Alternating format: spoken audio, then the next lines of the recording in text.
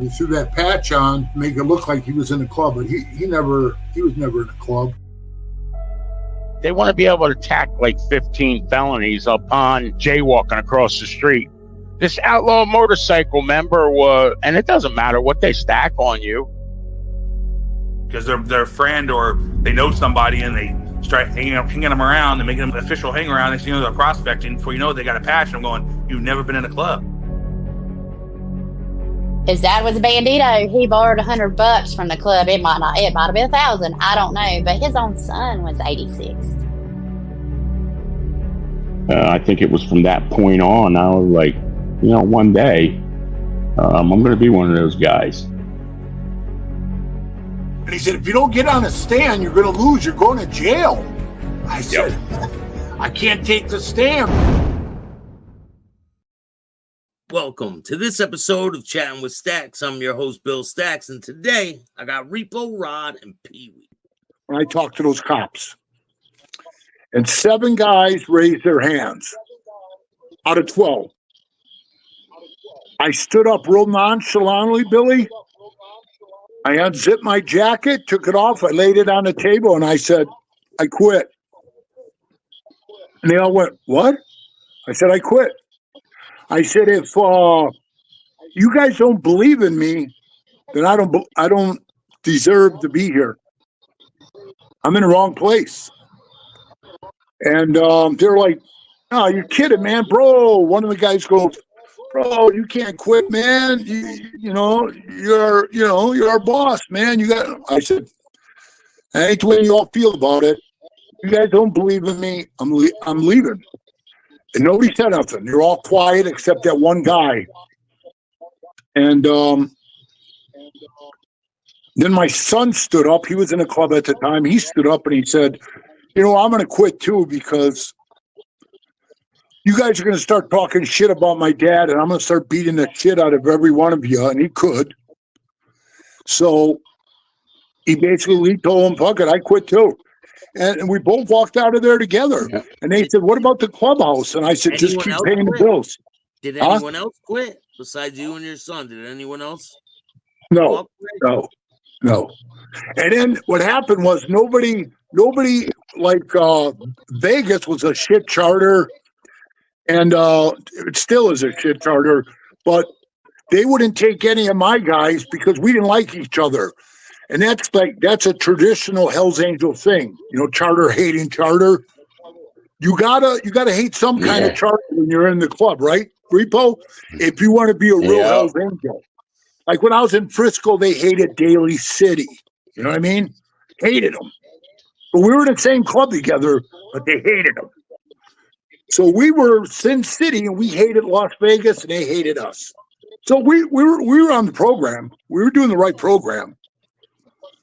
We just didn't get all the notes right, Fuck them, man, And I said, just pay the bills, and you guys can stay. And those bastards, they stole everything in the clubhouse, all the appliances, everything that were in there when I bought the place. And they stripped it. And I found out 3 months later from the bank there was no payments coming in. I had to go pay up. And it cost me around 10 grand. And not only, I could go on and on with the money they owe me. So they all just they all just leave the clubhouse, right? Yeah. Take everything out of there, and then do you ever run into them again? And when do you ever see them again? And do they tell you, "Oh, you're out bad"? Do they say anything? Yeah. 4 months later, they called me and they said, "Hey, you're out bad." I told them, "Who gives a fuck? Out bad, good." So I kind of enjoyed it because I'd be sitting there working on my truck in front of the house because I moved into that house, that clubhouse. I moved into it. I owned it. Yeah. So I moved into it, and I had one of the guys swing by and stop there one time when I was working on my truck. And I was on a street, and he pulls in there, and I said, "What are you doing here?" And he goes, "Oh, I just stopped and say hi. How you doing?" I said, "Don't ever come here uninvited again." And I knocked him out. And I said, "You tell those guys, any one of them I run into, that's what I'm going to do to you." Now, I'm going to have to sound like a liar because with all the money that they owe me, if I see it in their bikes, I'm taking one of them. They owe me a lot of money. I want to be the guy at a 81 run, and I want to load up like 3-4 semi-loads of those fucking things. And Yeah. Go to Aurora and meet him there. You might get back 10% of what you put out the time you were in the club then, P. Right. So what happens with the shop during this time? You have the shop still, right? I had the shop in Sturgis. So there were 3 owners on it, and the other 2 owners, I ain't gonna mention. There's some punks, you know. They basically stole the shop from me and told me, "You're all bad. Fuck you. We ain't paying you." So you didn't get anything out of the shop deal. $80,000 they burned me. Wow. $80,000. Yeah. So it was a costly decision, right? Yeah. So I got to start grabbing some bikes or something, bro. Hey, whatever Repo, works. Repo and Jeremy will get you guys going. Right. You don't call him Repo for nothing. Yep. Well, you guys have some I don't great even stories. I don't even know if Jeremy had a nickname. I don't think he did. Did he say he did? Really? No. Did he say he did? I don't think he did. I think it was just Jeremy. Yeah. Yeah, he's a great guy. A lot of people love this interview. You know, bro, he came to me in Las Vegas, and he said, "PeeWee, I want to be a Hell's Angel." And I said, "No, you don't." Because I could see the backstabbing bullshit. It wasn't a brotherhood. And I told him, I said, "Bro, you don't want to come into this, man. It's not good." And it would have been bad for him when the shit all went down with me, you know? It would have been bad for him. Told me, I asked him, I said, "PeeWee warned you about all this, right?" And he's like, "Yeah, he did." He said, "When I was riding with PeeWee, I had all the benefits of being a Hell's Angel, but he wasn't one." Right. I let him come to all the parties, do whatever he wanted, bro. I told him, "Don't do this. I'm begging you as a friend. Don't do this." And then he moved to Texas, and when he moved to Texas down in McAllen, he was working for his dad's brother that would they would like what do you call it? They would give jobs out like the truck drivers, loads, you know, brokers. They were brokers, and they would say, "Hey, Billy, I got a load coming out of New Jersey going to LA. You want it? It pays this a mile by the mile," and you'd say yay or nay, right? Yeah. So that's what Jeremy did for his uncle, and they worked together, and he did that. But Jeremy's a good business guy. He took his head. He bought some tattoo shops. And then he had a smoke shop, and he had a tanning booth, and he had all that shit going for him. But I saw it, bro. He bought a brand new pickup truck, and the guy who sold him the pickup truck was a Hispanic guy. And I seen by his tattoos and shit, he had like some club tattoos on his arm. He was with like I don't want to say a name because I'm wrong. You know, it was like one of those Mexican names that like the Bandidos use for all their support clubs, like the Hermanos, I don't know, Mexican hats, you know, the bad hat, who knows, all that crazy shit. But I told Jeremy, I see something in the future coming, bro. I hope you ain't going to do it. And he goes, "What?" I said, "Are you going to join with this guy's club?" And he goes, No. Jeremy didn't even have a bike at the time. So I was visiting him and I left. The next time I seen him, I seen a picture of him. He's on a road glide and he's wearing that patch with that guy. And I was like, "God damn it, Jeremy." I called him up. I said, "Man, I thought you weren't going to do that." And he goes, "Oh, man, the guy's cool, you know, and they support the Bandidos," which I said they did and stuff. And then after a while, the Bandidos just said, "Jeremy, come our way." And next thing I see a picture of Jeremy on his Facebook, and he's standing by a giant 1% sign, and he's got the Bandido patch on. And he comes to my house and sticks a big Bandido sticker on my refrigerator. Oh, man. So he's like, yeah, they're cool, man, they're cool. Then all of a sudden, hey, man, those guys fucked me. They threw me out. They did this. I said, hey, Yeah. just like I said in my book, Welcome. it's all the same. It's all the same program, right, Repo? Just different color schemes. And you guys, do you feel like all the people that are in different clubs, they're all basically the same types of people? Yes. Yes. We're all And the same, treated just the a same different way. patch on. Yeah.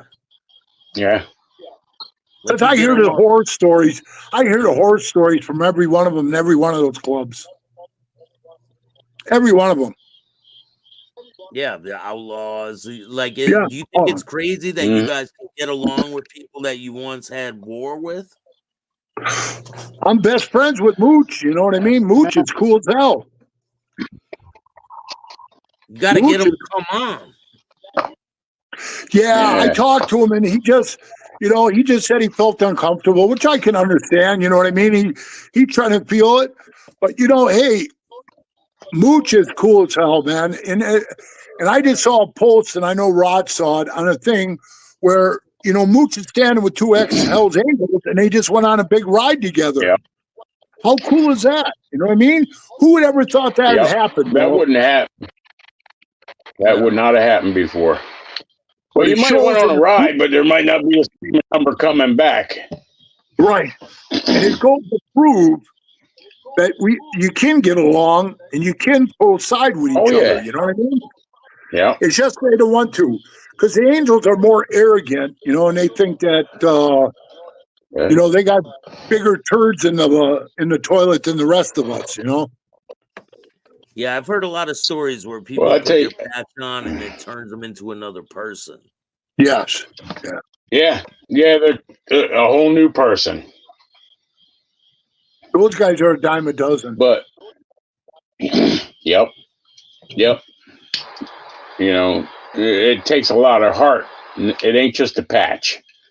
You got to have something behind it. And a lot of guys ride on who they are, not what they are. True. True. Very true. Do you think the wars and things like that will ever stop? No, I think they'll stop. They'll probably stop, right, Rod? When the feds shut all the clubs down. Yeah. But, like with all the terrorist shit right now, it's not go good. ahead. No, I'm just saying, Rod, with all this terrorist stuff, it ain't good for anybody, bro. Yeah. Not even for Joe. Well, how many guys? No, but I know a few guys that were in the club that actually got charged under the Patriot Act because of the way that it's written. Well, you're using something that was drawn against terrorists from outside of our country against people that are citizens of this country. That's some Department of Justice bullshit. Bullshit.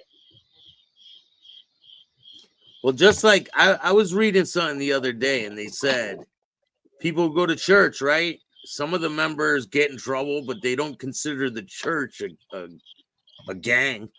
You know what I'm saying? Yeah. A lot of people are Christians. Hey, if you're a cop, you're a cop. You got a patch and you got a badge. You got Iron Order. Down where I used to live in Jersey, there was a club, Slayers or something. They're like a Hells Angels support club, and they got fucking ex-law enforcement, corrections officers, which in Jersey they were considered law enforcement. I don't know about other states, but they have just the same credibility as a regular law enforcement officer.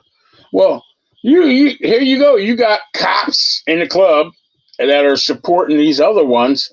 Well, if the rubber meets the road, what do you think those cops or ex-cops, retired cops are really going to do?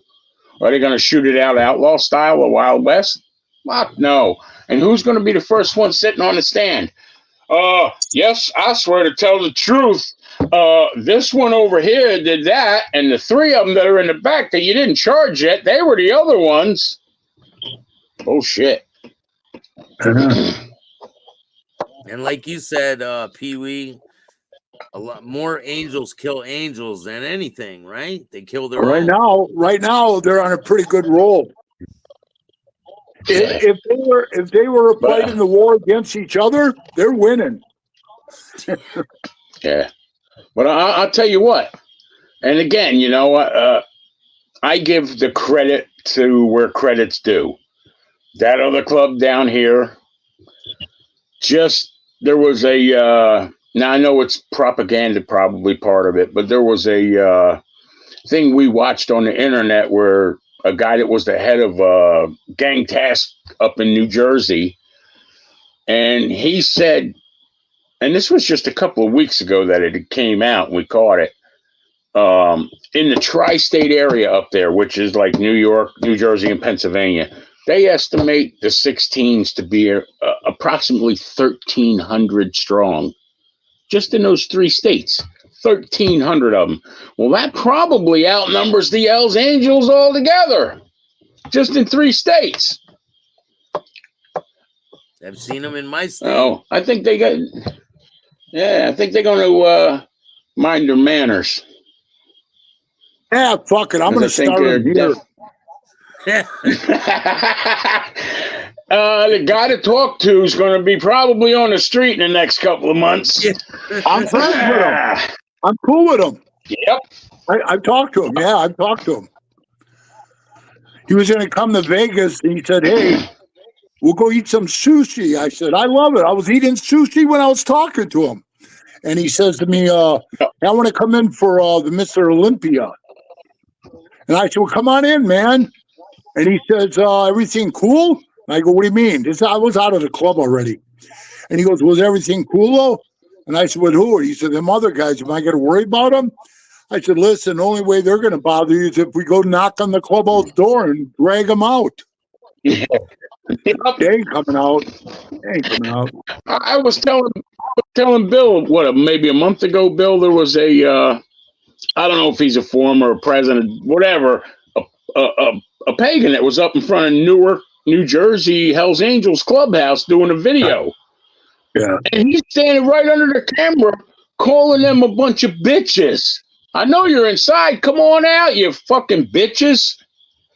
Did you see Ain't that? Nobody came outside. A woman shot up one of the Hells Angels clubhouses recently. Yeah. Did you see that? Probably a pissed off girlfriend. Yeah. Found out the guy was married. Yeah, woman shot up a clubhouse. Yeah, bro, anything I see on Instagram or like Facebook, anything that's got any 81 shit in it, I block it, delete it. I don't, none of it. I've got some guy keeps messaging me saying, you want to join the club? I'm like, no. Yeah. I'm like, what? This guy's a weirdo for he goes, you're not ready to be a member? I said, no. I said, I don't want to be a member of anything. Yeah. Look at this. This is a video that a woman sent me. You guys see the old lady interview I did with the former Bandidos support club member. Look what she did to her husband's patches. Oh, you're going to love this. Get out of that era.